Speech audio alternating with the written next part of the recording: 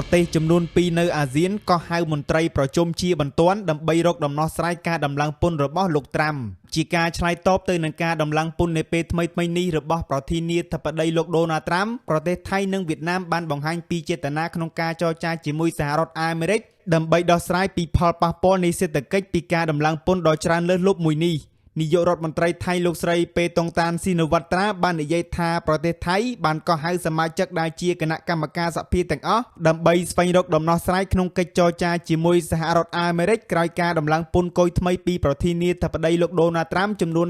36% មកលើប្រទេសខ្លួនក្រោយពីកិច្ចប្រជុំបានបញ្ចប់លោកស្រីពេតុងតានបាននិយាយថាប្រទេសថៃបានត្រៀមខ្លួនរួចជាស្រេចក្នុងការចរចានិងកែសម្រួលពន្ធរបស់ខ្លួនដែលដាក់ទៅលើទំនិញរបស់អាមេរិកដើម្បីធានាបាននូវពាណិជ្ជកម្មដោយស្មើភាពចំពោះប្រទេសថៃនិងសហរដ្ឋអាមេរិកព្រមទាំងនឹងបញ្ជូនលេខាធិការអចិន្ត្រៃយ៍របស់ខ្លួនទៅកាន់ទីនោះដើម្បីចរចាពាក់ព័ន្ធនឹងការដំឡើងពន្ធមួយនេះ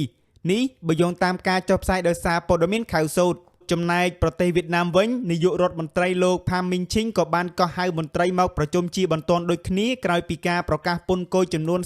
46% ដោយប្រធានាធិបតីលោកដូណាល់ត្រាំមកលើប្រទេសខ្លួនដើម្បីស្វែងរកការពិភាក្សាជាមួយសហរដ្ឋអាមេរិកលើការបន្ធូរបន្ថយពន្ធសំខាន់ៗនៃទំនិញនិងកាត់បន្ថយផលប៉ះពាល់លើសេដ្ឋកិច្ចជាតិហើយលោកក៏បានបន្ថែមទៀតថាឧបនាយករដ្ឋមន្ត្រីលោកហូដាំងផុកនឹងទៅបំពេញទស្សនកិច្ចនៅសហរដ្ឋអាមេរិកចាប់ពីថ្ងៃទី6ដល់ថ្ងៃទី14ខែមេសាដើម្បីពិភាក្សាពីបញ្ហាមួយនេះ